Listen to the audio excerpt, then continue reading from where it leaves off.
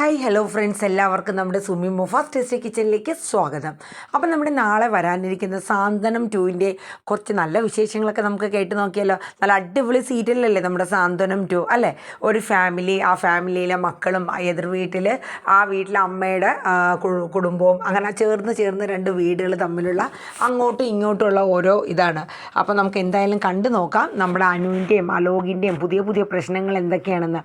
അങ്ങനെ ടെക്സ്റ്റൈൽസിൽ കൊണ്ടാക്കി അലോക് വളരെ സന്തോഷത്തോടെ തിരിച്ചെത്തി കഴിഞ്ഞിട്ട് ഇപ്പോൾ അനു എന്നെ വിളിക്കും, അവൾ നാണം കെട്ട് കരഞ്ഞ് എന്നെ വിളിക്കുമെന്ന് പറഞ്ഞ് പ്രതീക്ഷിച്ചിരുന്ന അലോക് നോക്കുമ്പോൾ മെസ്സേജാണ് വന്നത്. അപ്പം അലോക് ആ മെസ്സേജ് ഓപ്പൺ ചെയ്ത് നോക്കിയപ്പോൾ നല്ലൊരു എമൗണ്ട് വിഡ്രോ ചെയ്തൊക്കെയാണ് തൻ്റെ ATM കാർഡ് ഉപയോഗിച്ച്.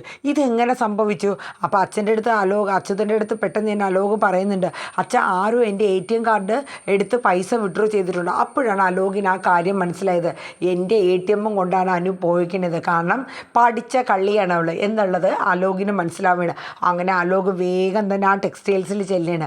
അനുവിനറിയാം ഇപ്പം മെസ്സേജ് കിട്ടിക്കഴിഞ്ഞാൽ ആൾ എന്തായാലും ഇങ്ങ് വരുമെന്ന്. അങ്ങനെ വന്ന് രണ്ടും കൂടെ പൊരിഞ്ഞടി. ആരോട് ചോദിച്ചിട്ടാടി നീ എൻ്റെ ATM കാർഡ് എടുത്ത് പർച്ചേസ് ചെയ്തത്? അതെ, ആരോടും ചോദിക്കണ്ട, എൻ്റെ അടുത്ത് എൻ്റെ അനന്തൻ അങ്കിൾ എൻ്റെ അടുത്ത് പറഞ്ഞിട്ടുണ്ട് അലോകിൻ്റെ കൂടെ പോയി സാധനങ്ങൾ മേടിക്കാൻ. ഇനിയിപ്പോൾ അലോക് എന്നെ ഇവിടെ ഇൻസൾട്ട് ചെയ്യാൻ വേണ്ടിയിട്ട് എന്നെ ഇട്ട് വെച്ച് പോയി എന്നും അങ്ങനെയുള്ള കഥകളൊക്കെ ഞാൻ അവിടെ ചെന്ന് പറഞ്ഞാൽ അലോകിന് എന്നെ കിട്ടും. അതിൻ്റെ ആവശ്യമുണ്ടോയെന്ന് ചോദിക്കും. അലോകിന് അങ്ങോട്ട് ദേഷ്യം വന്നിട്ട് പാടില്ല. കാരണം വേറൊന്നുമല്ല, ഇവള് ഓരോ ദിവസം ചെല്ലും തോറും തനിക്കിട്ട് 8ൻ്റെ പണിയാണ് തന്നുകൊണ്ടിരിക്കുന്നത്. നേടി നിന്നെ ഞാൻ കാണിച്ചു തരാം. അങ്ങനെ രണ്ടുപേരും കൂടെ വഴക്കിട്ട് ആ കാറിലോട്ടൊക്കെ കയറുന്നു. സാധനങ്ങളൊക്കെ മേടിച്ചത് ഒരു കാറ് ഫുള്ള് നിറഞ്ഞു. അപ്പോൾ അലോക് വീടെത്തുന്നവരെ അനുവിൻ്റെ ചെവി കടിച്ച് തിന്നെയാണ് കേട്ടോ. എന്നിട്ട് അനു പറഞ്ഞു, ഇനി ഈ ATM കാർഡ് ഞാൻ നിനക്ക് തരുന്നില്ല, കാരണം കൃഷ്ണമംഗലത്ത് നിൽക്കുന്നിടത്തോളം കാലം എനിക്ക് പല ആവശ്യങ്ങളുണ്ടാവും. എപ്പോഴും എനിക്ക് അനന്തൻ അങ്കിളിൻ്റെ അടുത്ത് പറയാൻ പറ്റില്ലല്ലോ, നാണക്കേടല്ലേ. എനിക്കൊരു ഭർത്താവ് ഉള്ളപ്പോൾ ഞാൻ എന്തിനാണ് അങ്കിളിൻ്റെ അടുത്ത് എപ്പോഴും പറയണേ? അതുകൊണ്ട് ഇതെൻ്റെ കയ്യിലിരിക്കട്ടെ. ഇനി അഥവാ നിനക്ക് വല്ല ദുരുദ്ദേശമുണ്ട്, അതായത് പിൻ നമ്പർ എങ്ങാനും മാറ്റിക്കളയാ, അങ്ങനെ വല്ല ദുരുദ്ദേശം ഉണ്ടെങ്കിൽ അതിനുള്ള പോകും വഴി ഞാൻ കണ്ടുപിടിക്കും. കാരണം ഞാൻ വീട്ടിൽ ചെന്ന് മുത്തശ്ശിയോടും അച്ഛനോടും അമ്മയോടും എല്ലാവരുടെ അടുത്തും ഞാൻ പറഞ്ഞു കൊടുക്കും, നീ എന്നെ ഇങ്ങനെ കല്യാണം കഴിച്ചതാണെന്നും എന്നെ ഇങ്ങനെ ട്രാപ്പിൽപ്പെടുത്തിയതാണെന്നൊക്കെ പറയും. അങ്ങനെ പറയുമ്പം നിന്നെ എല്ലാവരും കൂടെ ഇട്ട് പെരുമാറി ശരിയാക്കും. എനിക്ക് അഭിനയിക്കാൻ അറിയാലോ, നിനക്ക് എൻ്റെ കഴിവ് എന്താണെന്ന്. അലോക് പറഞ്ഞു, എടി നീ വലിയ വഷളത്തരൊന്നും അധിക നാൾ കാണിക്കില്ല, കാരണം ഈ അലോക് ആരാണെന്ന് നിന്നെ ഞാൻ കാണിച്ചു തരുന്നുണ്ടെന്നും പറഞ്ഞ് വീട്ടിലെത്തേണ്. അത് കഴിഞ്ഞ് പിന്നെ കാണിക്കുന്നത് നമ്മുടെ ദേവമംഗലാണ്. അപ്പോൾ ദേവമംഗലത്ത് നമ്മുടെ ബാലൻ നമ്മുടെ ആര്യനെ ഒന്ന് വിളിക്കുകയാണ്. അപ്പോൾ ആര്യ ചെല്ലണം, അച്ഛൻ്റെ അടുത്തോട്ട് ചെല്ലണം, വേറെ ആരും ഉണ്ടായിരുന്നില്ല. അപ്പോൾ ആര്യൻ്റെ അടുത്ത് ചോദിക്കും, അല്ല ആര്യ, നീയും ഇത്രയും തമ്മിൽ എന്തെങ്കിലും കുടുംബ പ്രശ്നങ്ങളോ മറ്റോ ഉണ്ടോ എന്ന് ചോദിച്ചു. ഇല്ല അച്ഛാ, എന്താ അങ്ങനെ ചോദിച്ചതെന്ന് ചോദിച്ചു. അല്ല, മിത്രയുടെ അച്ഛൻ അനന്തൻ ഇന്ന് എന്നെ കാണാൻ വേണ്ടി കാത്തു നിന്നായിരുന്നു. അപ്പോൾ ഏതിനാന്ന് എനിക്കറിയില്ലായിരുന്നു. അപ്പോൾ ഞാൻ ചെന്നു സംസാരിച്ചു. അപ്പം അനന്തൻ പറഞ്ഞ കാര്യം ഇതാണ്, അതായത് മിത്രയ്ക്ക് ഇവിടെ ദേവമംഗലത്ത് ആര്യൻ്റെ ഭാഗത്ത് നിന്ന് മാനസിക പീഡനങ്ങൾ ഉണ്ടാകണു എന്നുള്ള ഒരു വിവരം അനന്തന് കിട്ടിയെന്ന്. കാരണം കൃഷ്ണമംഗലത്ത് അലോക് അനുവിനോട് മോശം രീതിയിൽ പെരുമാറിയാൽ അതിൻ്റെ അനന്തരഫലം മിത്രയ്ക്കുണ്ടാകും, അതും ആര്യനിൽ നിന്ന്. അങ്ങനെ എന്തെങ്കിലും സംഭവങ്ങൾ നിങ്ങളിലുണ്ടോ എന്ന് ചോദിച്ചു. അച്ഛൻ ഇതെന്തൊക്കെയാണ് ഈ പറയണത്? അനു ഒരു തെറ്റ് ചെയ്തു എന്ന് കരുതിയിട്ട് ഞാൻ എന്തിനാ മിത്രയോട് അതിൻ്റെ ഇത് തീർക്കണത്? അത് എനിക്ക് തോന്നുന്നു അനന്തന അത് അങ്ങേരെ ആരെങ്കിലും തെറ്റിദ്ധരിപ്പിച്ചായിരിക്കും. അപ്പോൾ ബാലൻ പറഞ്ഞു, എനിക്കറിയാം, കാരണം എന്ന് വെച്ചാൽ നീ അങ്ങനെ ചെയ്യേണ്ട കാര്യം നിനക്കില്ല. അനു ചെയ്ത തെറ്റിന് അവൾ അനുഭവിക്കണം, അവൾ ഈ കുടുംബത്തിൽ നിന്ന് പുറത്ത്. അതുകൊണ്ട് നീ കല്യാണം കഴിച്ച് കൊണ്ടുവന്ന പെൺകുട്ടി കൃഷ്ണമംഗലത്തെ ആണെങ്കിൽ കൂടെ ആയിക്കോട്ടെ, അത് ആ കുട്ടിയെ നീ വേദനിപ്പിക്കേണ്ട കാര്യമൊന്നുമില്ല. അച്ഛനെ പറഞ്ഞ് തെറ്റിദ്ധരിപ്പിച്ചേക്കുന്ന അച്ഛാ, ഞാൻ ഒരിക്കലും, ഞങ്ങൾ തമ്മിൽ വളരെ സ്നേഹത്തിലാണ് എന്ന കാര്യം പറഞ്ഞു കേട്ടോ. അപ്പോൾ ബാലൻ പറഞ്ഞു, ഓക്കെ, അതൊക്കെ എനിക്ക് മനസ്സിലായിട്ടുണ്ട്. ഇനി അഥവാ നിങ്ങൾ തമ്മിൽ എന്തെങ്കിലും ഇഷ്യൂസോ അല്ലെങ്കിൽ അങ്ങനെ എന്തെങ്കിലും ബുദ്ധിമുട്ടുണ്ടായാൽ അത് ഈ ദേവമംഗലത്ത് പറ്റില്ല. എൻ്റെ മക്കൾ അങ്ങനെയല്ല ഞാൻ വളർത്തിയത് എന്നൊക്കെ പറയണം. അപ്പോൾ ആര്യന് സത്യം പറഞ്ഞ അച്ഛൻ്റെ മുമ്പിൽ അങ്ങനെ വല്ലാണ്ടായി പോവുകയാണ്. കാര്യം ഒരിക്കലും ആര്യനും ഇത്രയെന്ന് വെച്ചാൽ അവർ അത്ര ക്ലോസ് ആയിട്ട് നല്ല ഫ്രണ്ട്ലി ആയിട്ട് എല്ലാം നല്ല രീതിയിലാണ് പൊയ്ക്കൊണ്ടിരുന്നത്. അപ്പോൾ അച്ഛൻ അങ്ങനെ പറഞ്ഞപ്പോൾ ശരിക്കും പറഞ്ഞാൽ ആര്യനൊരു ചെറിയൊരു ബുദ്ധിമുട്ട് തന്നെയാണ് തോന്നിയത്. അപ്പോഴേ കഴിച്ച് നമ്മുടെ വീഡിയോസ് കണ്ടുകൊണ്ടിരിക്കുന്നതിൻ്റെ ഇടയിൽ ഒരു കുഞ്ഞ് ലൈക്ക് അങ്ങ് അടിച്ച് മറന്നു പോകണ്ട കേട്ടോ. അതുകൊണ്ട് ഓർമ്മിപ്പിച്ചതാണ് ഞാൻ. പുതുതായിട്ട് നമ്മുടെ ചാനലിൽ വന്ന് ഈ സീരിയൽ കേൾക്കുന്നവർ ഒന്ന് സബ്സ്ക്രൈബും കൂടെ ചെയ്ത് വെച്ചോണേ, മറന്നു പോവല്ലേ. പിന്നെ ആ സ്റ്റാർ ബട്ടൺ ഹൈപ്പും. അങ്ങനെ ആര്യന് വല്ലാത്തൊരു വിഷമം തോന്നിയാണ്. അങ്ങനെ ആര്യൻ റൂമിൽ വന്നു കഴിയുമ്പോഴേക്കും മിത്ര ചോദിക്കുന്നുണ്ട് എന്ത് പറ്റിയതെന്ന്. അപ്പോൾ ആര്യൻ കാര്യങ്ങളൊക്കെ പറയണം. അപ്പം മിത്ര ഒരൊറ്റ ചിരിയാണ്. അപ്പം ആര്യൻ ചോദിച്ചു, അത് കൊള്ളാം, അച്ഛൻ എന്നെ വഴക്ക് പറഞ്ഞു എന്ന് കേട്ടപ്പോൾ നിനക്ക് ചിരിയാണോ വന്നതെന്ന് ചോദിക്കും. അപ്പോൾ ആ മിത്ര പറഞ്ഞ്, അതെ, ആര്യൻ അറിയാണ്ട് ഞാനൊരു പണി ചെയ്തു. ഞാൻ അച്ഛനോട് ചെന്നിട്ട് നമ്മുടെ അനുവിന് വേണ്ടി ഒരു നമ്പർ ഇട്ടതാന്ന് പറഞ്ഞു. എന്ത് നമ്പറാണോ? അതായത് അച്ഛൻ അവിടെ അലോക്, കൃഷ്ണമംഗലത്തെ അലോക് അനുവിൻ്റെ കൂടെ ഏതെങ്കിലും വിധേന മാനസികമായിട്ട് അനുവിനെ ബുദ്ധിമുട്ടിപ്പിക്കുകയോ എന്തെങ്കിലും ചെയ്താൽ അതിൻ്റെ ഫലം ആര്യൻ എനിക്ക് ഇവിടെ ദേവമംഗലത്ത് എൻ്റെ കൂടെ പെരുമാറും എന്നുള്ള രീതിയിൽ. എടോ, താൻ ആൾ കൊള്ളാലോ, ഇതിൻ്റെ വല്ല ആവശ്യമുണ്ടോ? അപ്പം മിത്ര പറഞ്ഞു, അതെ, അപ്പോൾ അച്ഛൻ എന്നെ ശരിക്കും ഇഷ്ടമുണ്ട്. ഞാനൊരു കാര്യം പറഞ്ഞിട്ട് അച്ഛൻ അത് മനസ്സിൽ ഇട്ട് കുറിച്ച് തന്നെ അത് അച്ഛനോട് ഇവിടെ വന്ന് പറയണമെങ്കിൽ അച്ഛൻ എൻ്റെ കാര്യത്തിൽ എനിക്കൊരു മകളില്ല എന്നൊക്കെ പറഞ്ഞ് എന്നെ തള്ളിയതല്ലേ ആര്യ. അപ്പോൾ എന്നോട് സ്നേഹമുണ്ട് അച്ഛന് എന്നൊക്കെ പറഞ്ഞു. അപ്പം നമ്മുടെ ആര്യൻ പറഞ്ഞു, ഒരു കണക്കിന് തൻ്റെ അച്ഛൻ്റെ സ്നേഹം മനസ്സിലാക്കാൻ പറ്റി. എൻ്റെ അച്ഛൻ്റെ വഴക്ക് എനിക്ക് കേൾക്കേണ്ടി വന്നാൽ എന്നാലും താൻ ചെയ്ത കാര്യമൊന്നും കുഴപ്പമില്ല. കാര്യം എന്ന് വെച്ചാൽ അനുവിന് വേറൊരു ബുദ്ധിമുട്ടും അവിടെ ഉണ്ടാവില്ലല്ലോ. അപ്പം മിത്ര പറഞ്ഞു, അവിടെ അതായത് ചെറിയച്ഛനും അച്യുതനും അലോകുമാണ് ആ കുടുംബത്തിൽ മിത്രയുടെ അച്ഛനെ എല്ലാ കാര്യങ്ങളും പറഞ്ഞ് കുത്തിത്തിരിപ്പുണ്ടാക്കി പല രീതിയിലും തെറ്റിദ്ധരിപ്പിക്കുന്നത്. അപ്പം അലോക് ഇനിയിപ്പോൾ അഥവാ അനുവിൻ്റെ കൂടെ മോശമായിട്ട് വല്ലതും കാണിക്കുകയാണെങ്കിൽ അച്ഛൻ നല്ല താക്കീത് കൊടുക്കും. കാരണം അച്ഛൻ്റെ വാക്കിനപ്പുറം അലോകോ അല്ലെങ്കിൽ ചെറിയച്ഛനോ അനങ്ങില്ല. അത് ഒരു ഉറപ്പായ കാര്യമാണ്. അപ്പം അനുവിനെ അവിടെ എന്തെങ്കിലും പറഞ്ഞ് ബുദ്ധിമുട്ടിപ്പിക്കുക വല്ലതും ചെയ്തു കഴിഞ്ഞാൽ നല്ല ഇടി അലോകിനിട്ട് കിട്ടും.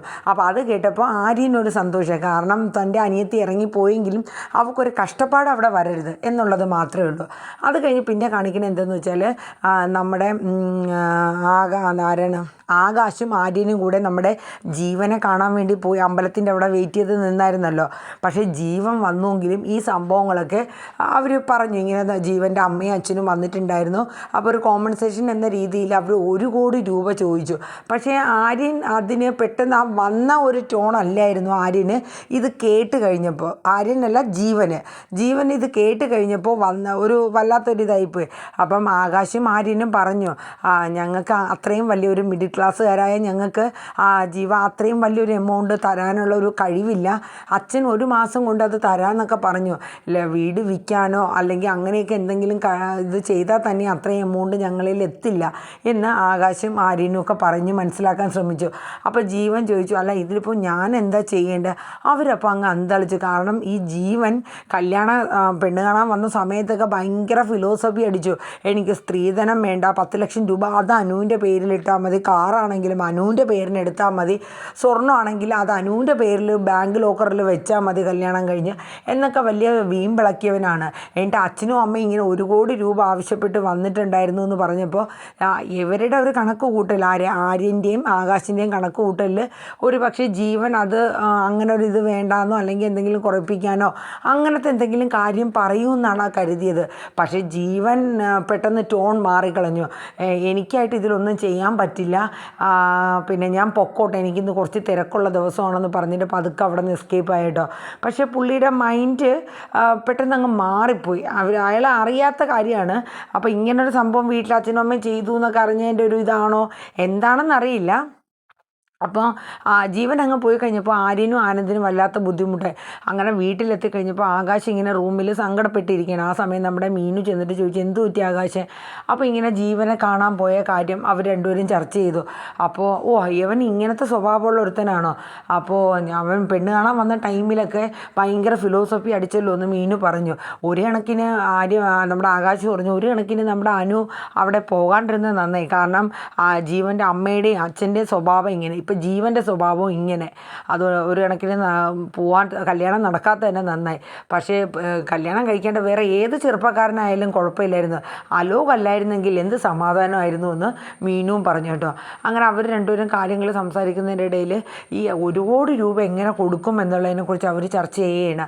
അപ്പം മീനു പറഞ്ഞു, എൻ്റെ PF 2 കൊല്ലത്തെ എടുത്തിരുന്നാലും ഒരു 5 ലക്ഷം രൂപ, അതിൽ കൂടുതൽ എങ്ങനെയാണ് പിന്നെ ആകാശം നമ്മൾ ഒപ്പിക്കുക? ഇനിയിപ്പോൾ അച്ഛനാണെങ്കിൽ തന്നെയും ഇനിയിപ്പോൾ അച്ഛൻ ഈ പൈസ എവിടെ നിന്ന് ചെന്ന് ഒപ്പിക്കാനാ? ഇപ്പോൾ ഗോൾഡൊക്കെ ഇത്രയും ഗോൾഡൊക്കെ വിൽക്കാൻ നമുക്ക് പറ്റുമോ? പണയം വെച്ചാൽ തന്നെ ഇത്രയും പൈസ കിട്ടുമോ? അപ്പോൾ ആകാശം ചിന്തിക്കുന്നുണ്ട് അച്ഛൻ ഇനി ഒരുപാട് കഷ്ടപ്പെടും.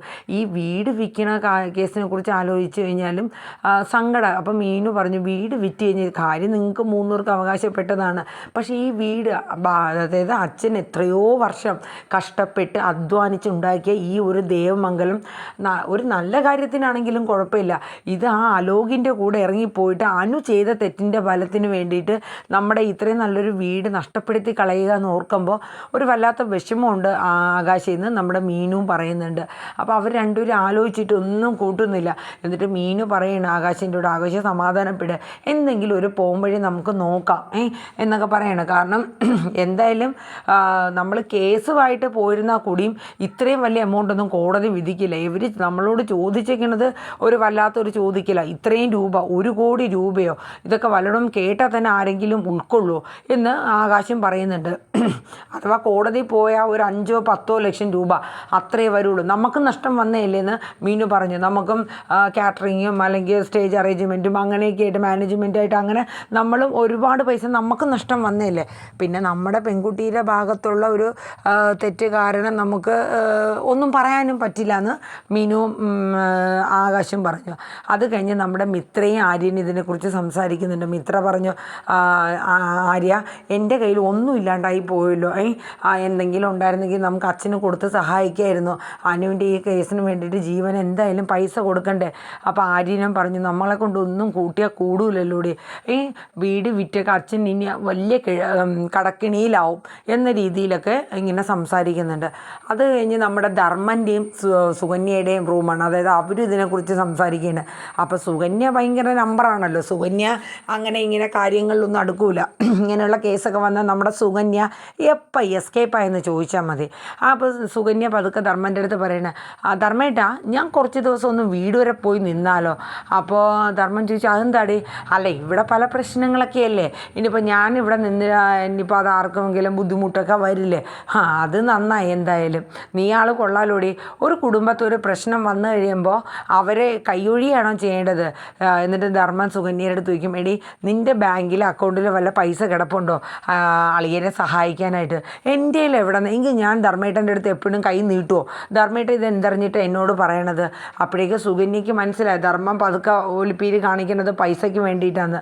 സുകന്യ പറഞ്ഞു എനിക്ക് വല്ലാത്ത ക്ഷീണം, ഞാനൊന്ന് കിടക്കാം ധർമ്മേട്ടെന്ന് പറഞ്ഞ് പതുക്കെ തിരിഞ്ഞപ്പുറത്തോട്ട് കിടന്നു. അപ്പോൾ ധർമ്മന് മനസ്സിലായി ഇവൾ ആരാ മുതൽ, അല്ലെങ്കിൽ അവൾ 5 പൈസ നമ്മുടെ കയ്യിൽ തരുമോ എന്നുള്ള രീതിയിൽ നിൽക്കുകയാണ്. അങ്ങനെ കാര്യങ്ങളൊക്കെ ഏകദേശം പൈസയുടെ കേസിലൊന്നും ഒരു തീരുമാനമാവുന്നില്ല. അപ്പോൾ നമ്മുടെ ഗോമതി ആണെങ്കിൽ ഗോമതിക്കുള്ള ഗോൾഡോ മറ്റുമൊക്കെ എടുത്ത് കൊടുക്കാം എന്നുള്ള രീതിയിലൊക്കെ ഗോമതി ഇരിക്കുകയാണ്. അപ്പം എന്തായാലും ബാലൻ ഈ എമൗണ്ട് കൊടുക്കാം എന്നുള്ളൊരു രീതി തന്നെ വെക്കുകയാണ്. അപ്പോൾ അത് എങ്ങനെയാണ് ഏത് രീതിയിലാണ് ഒപ്പിക്കുന്നതെന്നോ അല്ലെങ്കിൽ ഇനി കട ബാങ്കിൽ പ്ലെഡ്ജ് ചെയ്തിട്ട് അങ്ങനെ ലോൺ എടുക്കാനാണോ ഒരു തീരുമാനം അറിയില്ല. അപ്പോൾ എന്തായാലും നമുക്ക് കാത്തു തന്നെ ഇരിക്കാം.